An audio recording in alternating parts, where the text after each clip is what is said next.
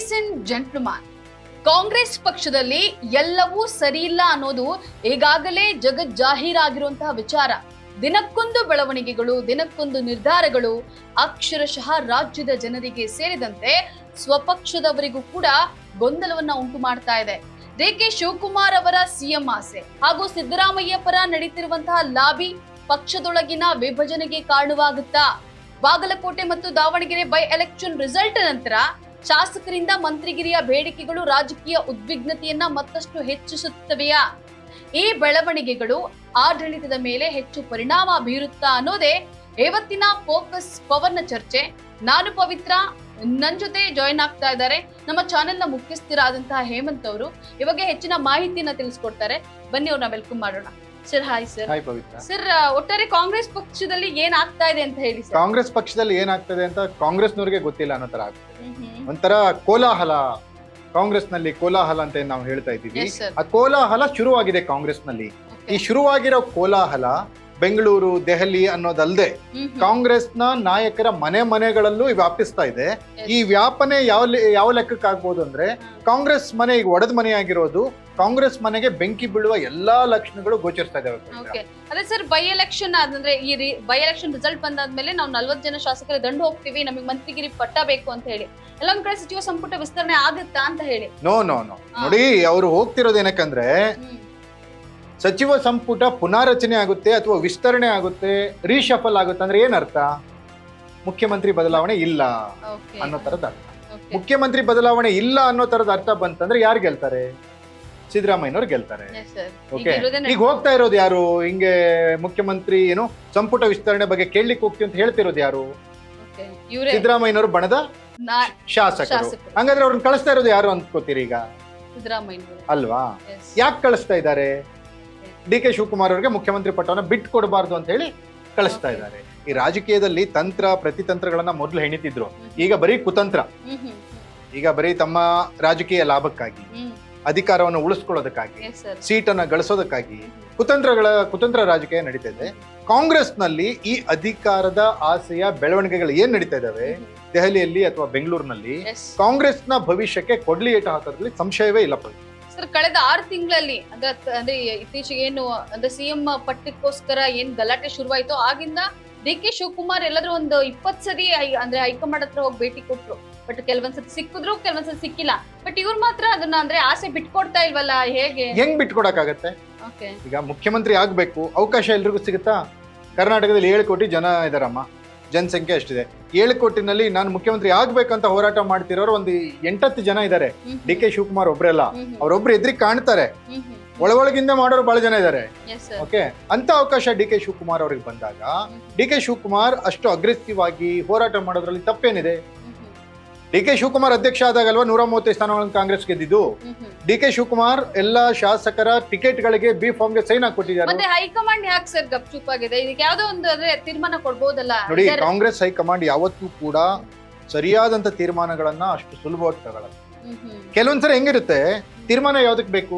ಸಮಸ್ಯೆಗಳಿಗೆ ಪರಿಹಾರ ರೂಪದ ತೀರ್ಮಾನ ಬೇಕಾಗುತ್ತೆ. ಕೆಲವೊಂದ್ಸರಿ ಸಮಸ್ಯೆಗಳನ್ನ ನೀವು ಸುಮ್ಮನೆ ಹೇಳ್ಕೊಂಡು ಹೋಗ್ಬಿಟ್ರೆ ತನ್ನಿಂತಾನೆ ಸಾಲ್ವ್ ಆಗ್ಬಿಡ್ತವೆ. ಅಲ್ಲ, ಪವರ್ ಶೇರಿಂಗ್ ಅನ್ನುವಂತ ಮಾತುಕತೆ ಇರೋದ್ರಿಂದ ತಾನೇ ಇವ್ರು ಹೋಗ್ತಿರೋ. ಪವರ್ ಶೇರಿಂಗ್ ಇದೆ ಅಂತ ಡಿ.ಕೆ. ಶಿವಕುಮಾರ್ ಹೇಳ್ತಾರೆ, ಇಲ್ಲ ಅಂತ ಸಿದ್ದರಾಮಯ್ಯ ಹೇಳ್ತಾರೆ. ಅವರಿಬ್ಬರ ನಡುವಿನ ವಿಚಾರ ಇದು. ಇವ್ರ ಮಾತು ನಂಬ್ತೀರಾ, ಅವ್ರ ಮಾತು ನಂಬ್ತೀರಾ ನೀವು? ಸಿದ್ದರಾಮಯ್ಯ ಇಲ್ಲ ಅಂತಾರಪ್ಪ, ಡಿ.ಕೆ. ಶಿವಕುಮಾರ್ ಆಗಿದೆ ಅಂತಾರೆ. ಆಗಿದೆ ಅಂತ ಹೇಳಕ್ ಯಾರಾದ್ರೂ ಒಬ್ರು ಹೇಳ್ಬೇಕಲ್ಲ. ಇಬ್ರು ಮಕ್ಳು ಜಗಳ ಆಡ್ತಿರ್ತಾರೆ, ತಂದೆ ತಾಯಿಯರು ಹೇಳ್ಬೇಕಲ್ಲ. ಅದನ್ನ ಕಾಂಗ್ರೆಸ್ ಹೈಕಮಾಂಡ್ ಮಾಡ್ತಾ ಇಲ್ಲ.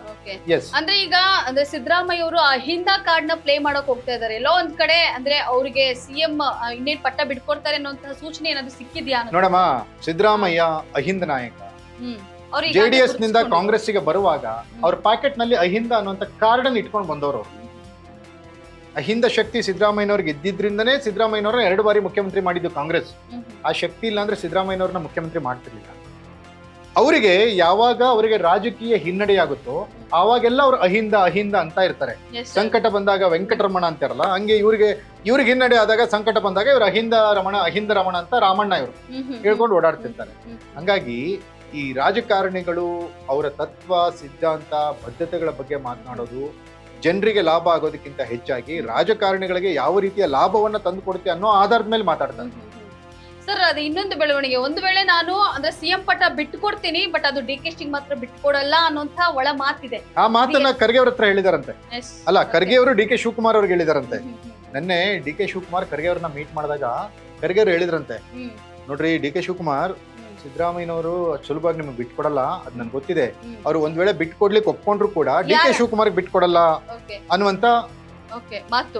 ಮಾತನ್ನ ಹೇಳಿದಾರೆ. ಹಾಗಾದ್ರೆ ಯಾರಾಗ್ಬೋದು ಸರ್? ಹಾಗಾದ್ರೆ ಒಂದು ವೇಳೆ ಇವ್ರಿಗೆ ಸಿಎಂ ಅಂದ್ರೆ ಡಿ ಕೆ ಶಿವಕುಮಾರ್ ಅವ್ರು ಬಿಟ್ಕೊಟ್ಟಿಲ್ಲ ಅಂದ್ರೆ ಬೇರೆ ಯಾರು ಸಿಎಂ ಆಗ್ಬೋದು ಅಂತ? ನೋಡಿ, ಅದು ಸಿದ್ದರಾಮಯ್ಯನವರ ಒಂದು ಮನಸ್ಸಿನಲ್ಲಿ ಏನಿದೆ ಅನ್ನೋದ್ರ ಮೇಲೆ ನಿರ್ಧಾರ ಆಗುತ್ತೆ. ಈಗ ಅಹಿಂದ ಶಕ್ತಿ, ನೀವು ಅವಾಗ ಹೇಳದಂಗೆ ಅಹಿಂದ ಶಕ್ತಿ ಹುಟ್ಕೊಳ್ಳುತ್ತೆ ಅಂದ್ರೆ ಅಹಿಂದದಲ್ಲಿ ಯಾರನ್ನಾದ್ರೂ ಒಬ್ಬರನ್ನ ಮಾಡೋಣ ಮುಖ್ಯಮಂತ್ರಿ ಅನ್ನೋದು ಸಿದ್ದರಾಮಯ್ಯನವ್ರ ಮನಸ್ಸಿನಲ್ಲಿ ಇರ್ಬೋದು. ಸಿದ್ದರಾಮಯ್ಯನವ್ರಿಗೆ ಡಿ ಕೆ ಶಿವಕುಮಾರ್ ಮುಖ್ಯಮಂತ್ರಿ ಆಗೋದು ಬೇಡ ಅಂತ ಹೇಗ್ ಮನಸ್ಸಿನಲ್ಲಿತ್ತು, ಅದೇ ರೀತಿ ಖರ್ಗೆ ಅವರು ಮುಖ್ಯಮಂತ್ರಿ ಆಗೋದು ಬೇಡ ಅನ್ನೋದೇ ಮನಸ್ಸಿನಲ್ಲಿರುತ್ತೆ. ಯಾಕಂದ್ರೆ ಈ ರೀತಿ ಚರ್ಚೆಗಳನ್ನ ಹುಟ್ಟಾಕ್ಲಿಕ್ಕೆ, ಸಿದ್ದರಾಮಯ್ಯನವ್ರನ್ನ ಅಧಿಕಾರದಿಂದ ಕೆಳಗಿಳಿಸಕ್ಕೆ ಡಿ ಕೆ ಶಿವಕುಮಾರ್ ಒಬ್ಬರೇ ಪ್ಲಾನ್ ಮಾಡಿದ್ರೆ, ಹೋರಾಟ ಮಾಡಿದ್ರೆ ಆಗ್ತಿರ್ಲಿಲ್ಲ. ಅದಕ್ಕೆ ಕೈ ಜೋಡಿಸಿದೆ ಮಲ್ಲಿಕಾರ್ಜುನ ಖರ್ಗೆ AICC ಅಧ್ಯಕ್ಷರಾಗಿ. ಹಂಗಾಗಿ ಸಿದ್ದರಾಮಯ್ಯನವ್ರಿಗೆ ಈಗ ಡಿ ಕೆ ಶಿವಕುಮಾರ್ ಮೇಲೆ ಎಷ್ಟು ಸಿಟ್ಟಿದೆಯೋ ಅಷ್ಟೇ ಸಿಟ್ಟು ಖರ್ಗೆ ಅವ್ರ ಮೇಲೂ ಇರುತ್ತೆ. ಹಂಗಾಗಿ ಡಿ ಕೆ ಶಿವಕುಮಾರ್ ಬೇಡ ಅಂದ್ರೆ ಅವ್ರು ಖರ್ಗೆನೂ ಬೇಡ ಅಂತಾರೆ.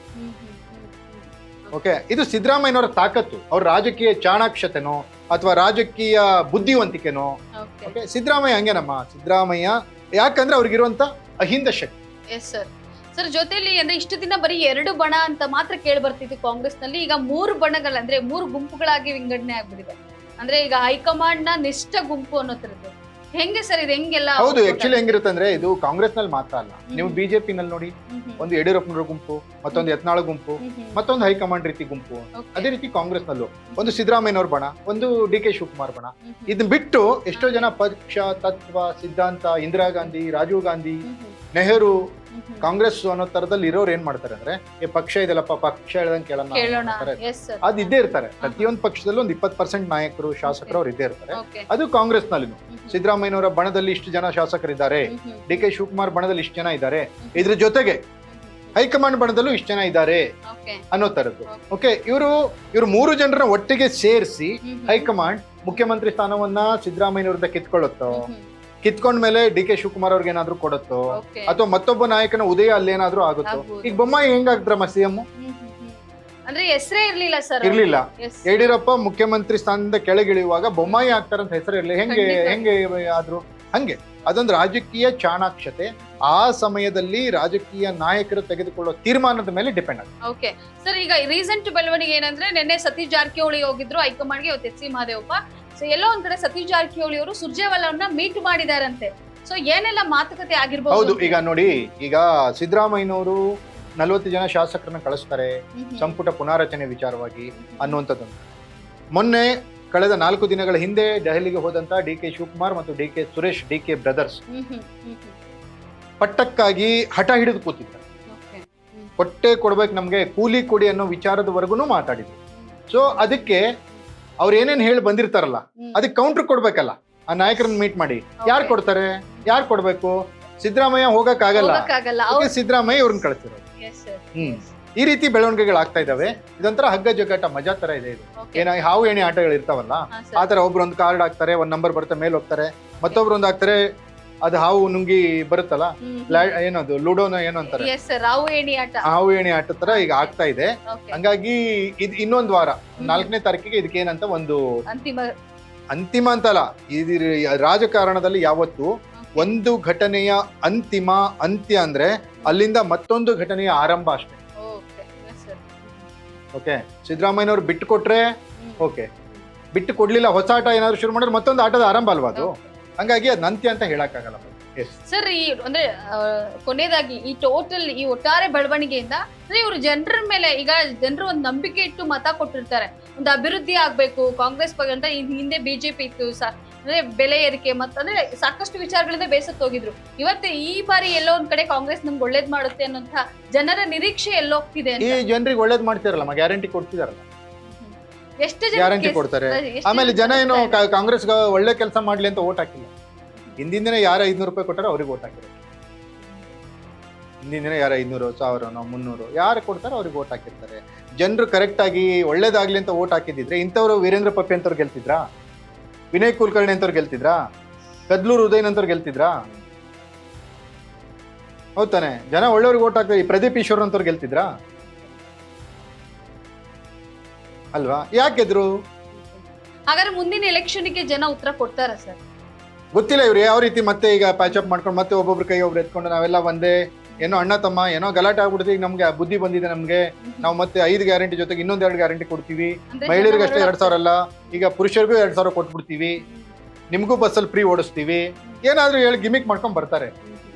ಆ ತರದ ಒಂದು ಪ್ಲಾನ್ಗಳನ್ನು ಇವ್ರ ಹತ್ರ ಇರುತ್ತಲ್ಲ, ರೆಡಿ ಮಾಡ್ಕೊಂಡ್ ಬರ್ತಾರೆ. ಅವತ್ತಿನ ಸಿಚುವೇಶನ್ ಏನು ಡಿಮಾಂಡ್ ಮಾಡುತ್ತೋ ಅದನ್ನ ರಾಜಕಾರಣಿಗಳು ಕೊಡ್ತಾರೆ, ನಮ್ ಜನ ಯಾಮಾಡ್ತಾರೆ. ಜನ ಎಚ್ಚೆತ್ಕೊಳ್ಬೇಕಷ್ಟೇ ಸರ್. ಫಸ್ಟ್ ಅದೇ. ಓಕೆ ಸರ್, ಥ್ಯಾಂಕ್ ಯು ತಮ್ಮೆಲ್ಲ Thank you, ಎಸ್ ನೋಡಿದಲ್ಲ ವೀಕ್ಷಕರೇ, ಇದಾಗಿತ್ತು ಫೋಕಸ್ ಪವರ್ನ ಚರ್ಚೆ. ನೆಲ ಜಲ ಭಾಷೆಗಾಗಿ ನೋಡ್ತಾ ಇರಿ ಫೋಕಸ್ ಟಿವಿ.